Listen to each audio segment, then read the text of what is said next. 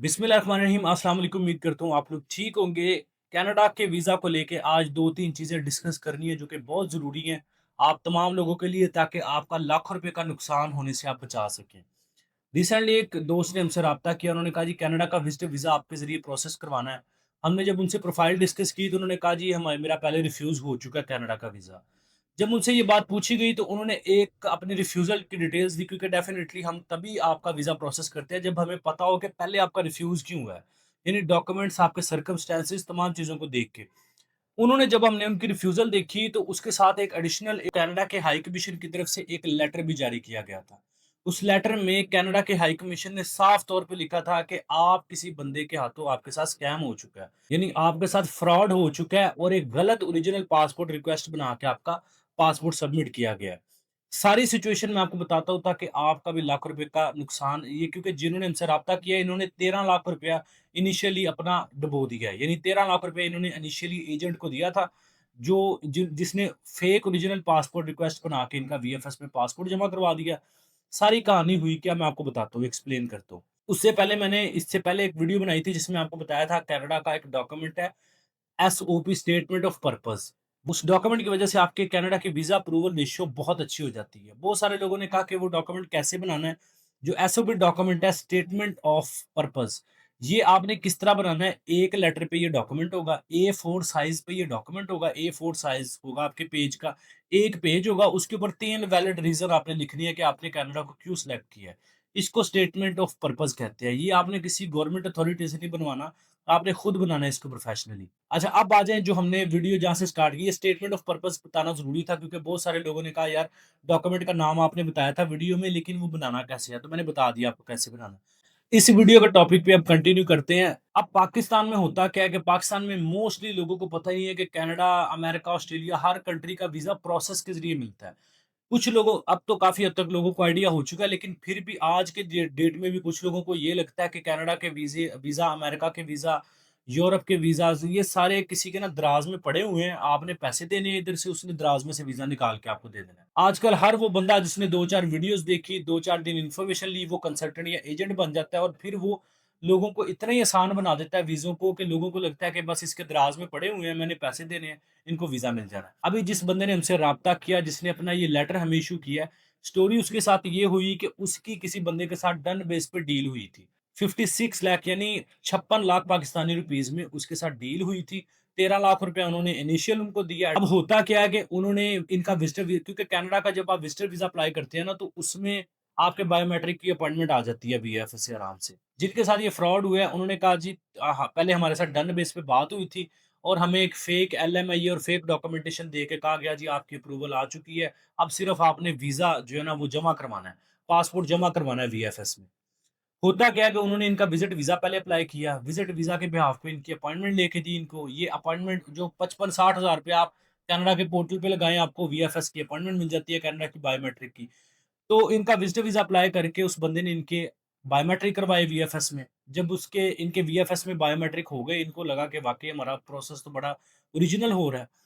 इनको यकीन आ गया कि ये बंदा 2 नंबर नहीं है। उस बंदे ने फिर क्या किया, तब तक इन्होंने कोई पैसा नहीं उसको दिया। उसने अपनी जेब में से 55-60 हज़ार रुपए लगा के विज़िट वीज़ा इनका अप्लाई किया, क्योंकि डन बेस पे बात हुई थी कि जी वीज़ा लगने के बाद पैसे हैं। उस बंदे ने, एजेंट ने, जो फ्रॉडिया था, उसने क्या किया, उसने इनका 55-60 हज़ार अपनी जेब से लगा के इनका विज़िट वीज़ा अप्लाई किया और इनको अपॉइंटमेंट ले दी। जब ये वीएफएस में अपॉइंटमेंट बायोमेट्रिक दे के आए, तो इनको लगा कि जी हमारे साथ तो वाक़ई ओरिजिनल सब कुछ हो रहा है, क्योंकि वीएफएस में हम बायोमेट्रिक देने आ गए। इन्होंने वीएफएस में बायोमेट्रिक दिए, उसके बाद उस बंदे ने कहा जी आपका वीज़ा अब हो चुका है अप्रूव, ओरिजिनल पासपोर्ट क्योंकि कनाडा का चाहे चाहे आप विज़िटर वीज़ा अप्लाई करें, वर्क वीज़ा, स्टडी वीज़ा, कोई वीज़ा अप्लाई करते हैं ना, तो आपको ओरिजिनल पासपोर्ट की रिक्वेस्ट आती है। कनाडा का स्टडी वीज़ा, विज़िट वीज़ा, कोई भी कनाडा का वीज़ा है, वो स्टिकर वीज़ा मिलता है आपको, पाकिस्तान से।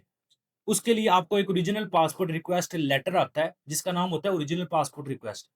तो उस लेटर के यानी अप्रूवल लेटर, और उसके बिहाफ पे आपने कनाडा में अपना पासपोर्ट जमा करवाना होता है वीएफएस में।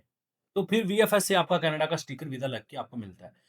तो जो एजेंट था ना, उसने इनको कहा जी आपका वीज़ा अप्रूव हो चुका है। एक फेक उसने ओरिजिनल पासपोर्ट रिक्वेस्ट लेटर बनाया। इनका पासपोर्ट साथ दे के इनको कहा जी अब आपका वीज़ा हो चुका है अप्रूव, ये देखिए लेटर आपका आ चुका है। अब आपने 13 लाख रुपया हमें देना है। बाकी वीज़ा जब आपके हाथ में आ जाएगा बाकी तब दे दीजिएगा। 13 लाख रुपए इन्होंने दे दिया कि इन्होंने वीएफएस में बायोमेट्रिक दिए थे। इनको ये था कि जी हमारा सारा प्रोसेस बड़ा ओरिजिनल हो रहा है, स्मूथ हो रहा है। इन्होंने 13 लाख रुपया उसको दे दिया और fake original passport request letter जो होता है, अप्रूवल लेटर होता है, वो बंदे ने इनको दिया कि ये पेपर पकड़े और अपना पासपोर्ट जमा करवाएँ वीएफएस में। अब वीएफएस में मुझे नहीं पता कि किस तरह हुआ, लेकिन इनका पासपोर्ट सबमिट हो गया। वीएफएस वालों ने वो फेक डॉक्यूमेंट के बिहाफ़ पे इनका पासपोर्ट सबमिट कर लिया अपने पास। और बाद में वो एक और इम्पोर्टेंट चीज़ देखिए कि वो डॉक्यूमेंट, यानी इनका पासपोर्ट उस फेक डॉक्यूमेंट के साथ कनाडा के हाई कमीशन तक पहुँच गया है। वो तो कनाडा के हाई कमीशन ने फिर इस चीज़ की तस्दीक की, उन्होंने रिफ्यूज़ल भी भेजी, रिफ्यूज़ल विज़िटर वीज़ा की जो रिफ्यूज़ल होती है, और उसके साथ-साथ उन्होंने प्रैक्टिकली रिफ्यूज़ल भेज के इनको एक लेटर भी भेजा कि आपने जो पासपोर्ट की ओरिजिनल रिक्वेस्ट पास जो लेटर होता है, अप्रूवल लेटर होता है, पासपोर्ट की रिक्वेस्ट होती है, वो आपने फेक डॉक्यूमेंट सबमिट करवाया है, फेक अप्रूवल आपके एजेंट ने आपको दी है, आपके साथ फ्रॉड हो चुका है। ये लेटर आपकी स्क्रीन पे चल रहा है, आप खुद भी पढ़ सकते हैं। वो जो एजेंट को इन्होंने राब्ता किया, तो एजेंट का नंबर बंद है और तमाम वो जो भी कॉन्टैक्ट डिटेल्स थी वो सारी अब ब्लॉक है। और ये 13 लाख इनका मर चुका है, ये नहीं इनको वापस मिलना। तो ये सिनेरियो पाकिस्तान में चल रहा है। जब आप done base, confirm visa, 100% visa इन चक्करों में पड़ते हैं ना, तो फिर इस तरह आपका नुकसान होता है। जब कोई कंसल्टेंट आपको कहता है ना जी मैं 60,000, 70,000, 1 लाख रुपया फीस लूँगा, और 1.5 लाख रुपया टोटल लगेगा, आपका वीज़ा अप्लाई हो जाएगा। तो आपको लगता है नहीं, नहीं जनाब आप तो बड़े पैसे ले रहे हैं। जब आप किसी डन बेस के चक्करों में 13-13, 15-15 लाख रुपया गँवा देते हैं अपना, वो आपको फ़ील ही नहीं होता। ये होता उन लोगों के साथ ही है फ्रॉड ज़्यादा, जो इन done base, confirm visa, 100% visa इन चक्करों में पड़ते हैं। देखें Thailand, Malaysia, Dubai, Oman, Qatar, ऐसे कंट्रीज़ के वीज़े डन बेस पे मिल जाते हैं। लेकिन अगर आप कहीं Europe, Canada, America, Australia, New Zealand, UK, south Africa, Morocco, Turkey, Japan, ऐसे बड़े कंट्री का वीज़ा मुझे डन बेस पे चाहिए या 100% चाहिए, तो मुमकिन ही नहीं है। हाँ, अगर कोई एजेंट आपको कहता है ना डन बेस पे, तो हो सकता है उस एजेंट के वालिद साहब एम्बेसी में बैठे हों या उसका कोई ना कोई रिश्तेदार एम्बेसी में बैठा हो, जो जो वीज़ा ऑफ़िसर ही उस बंदे का रिश्तेदार हो एजेंट का, वो शायद आपको वीज़ा निकलवा दे डन बेस पे। वरना डन बेस पे वीज़े नहीं होते इन कंट्रीज़ के मेरिट पे वीज़े मिलते हैं। आपने प्रॉपर डॉक्यूमेंट्स लगा के अपना वीज़ा अप्लाई करना होता है, फिर आपको वीज़ा मिलता है। तो ये 2015, 16, 17 में ये चीज़ें होती थी, डन बेस और फ्रॉड होने। और अगर 2026 में भी आपके साथ फ्रॉड हो रहा है ना, प्रोसेस को फॉलो नहीं कर रहे। कोई कंसल्टेंट आपसे चार्जेस लेता है ना, वो 70,000 ले रहा है, 60,000 ले रहा है, 1 लाख ले रहा है। जिसके जितने प्रोफेशनल तरीके से वो करेगा, उतने ही वो चार्जेस लेगा। तो टोटल कुल मिला के कनाडा का विज़िटर वीज़ा पाकिस्तान से अप्लाई करें ना, 1.5 लाख रुपए आपका खर्चा आता है बस। तो 13-13, 15-15 लाख रुपया ज़ाया कर लेना है। 1.5 लाख रुपया लगा के अपने लिए खुद वीज़ा नहीं अप्लाई करना एम्बेसी में। हालाँकि एम्बेसी या हाई कमीशन इसीलिए बैठी होती है आपके कंट्री में कि उन्होंने आपको वीज़ा देना है। वो कहते हैं पाकिस्तान के शहरी अपने डॉक्यूमेंट्स लेके हमारे पास आएँ, हम इनको वीज़ा इश्यू करेंगे।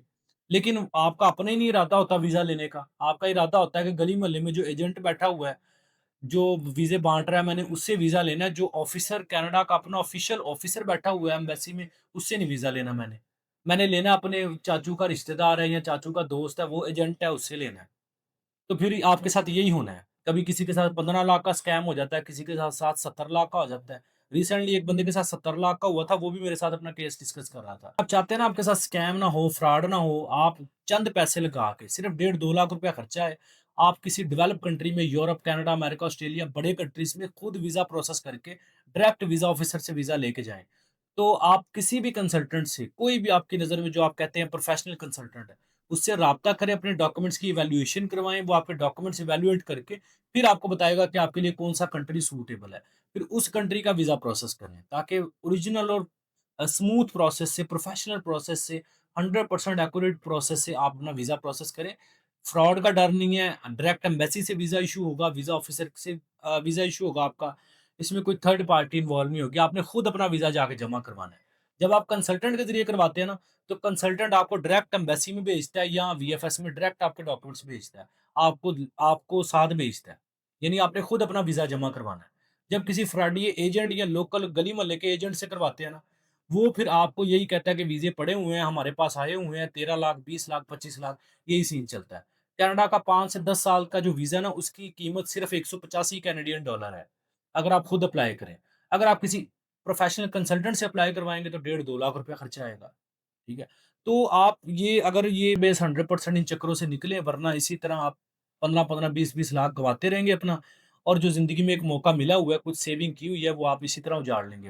बाकी अगर आप चाहते हैं आपका कनाडा का टूरिस्ट विज़िटर वीज़ा प्रोफ़ेशनल तरीके से हम आपका प्रोसेस करें, Canada, America, Australia, New Zealand, UK, Turkey, Morocco, south Africa, Japan, south Korea, Europe किसी भी कंट्री का टूरिस्ट वीज़ा आपने प्रोसेस करवाना है, अपॉइंटमेंट चाहिए, कंपनी रजिस्ट्रेशन करवानी है, कोई भी सर्विस आपको चाहिए तो व्हाट्सएप नंबर स्क्रीन पे है, आपने मैसेज करके वेट कर लेना है, कॉल नहीं करनी है आपने।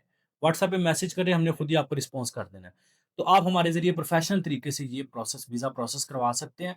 हम 15-15, 20-20 लाख रुपए डिमांड नहीं करते, मैक्सिमम को 1.5 लाख रुपए आपका खर्चा आना है। चाहे आप कनाडा का वीज़ा अप्लाई करें, यूरोप का करें, अमेरिका का करें, ऑस्ट्रेलिया का करें, न्यूज़ीलैंड का करें, साउथ अफ्रीका, मोरक्को, टर्की किसी भी कंट्री का करें, 1.5 लाख रुपए से ज़्यादा खर्चा नहीं है आपका। 1.5 लाख रुपए आपके पास है, बैंक स्टेटमेंट है, डॉक्यूमेंट्स हैं, आप हमारे हमसे राब्ता कर लें, हम आपका वीज़ा प्रोसेस करवा देंगे।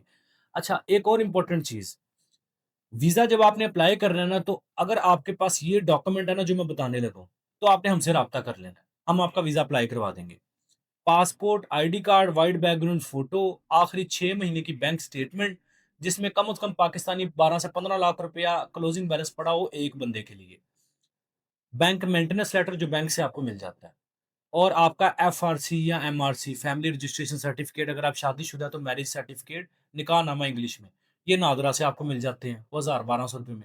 ये डॉक्यूमेंट आपके पास हैं, तो आपने हमसे राब्ता कर लेना है। अगर आपके जॉब बिज़नेस के डॉक्यूमेंट्स हैं, वेल एंड गुड, अगर आपके नहीं एंटी एंड टैक्स रिटर्न्स कुछ नहीं है, तो ये भी हम आपको बना देंगे।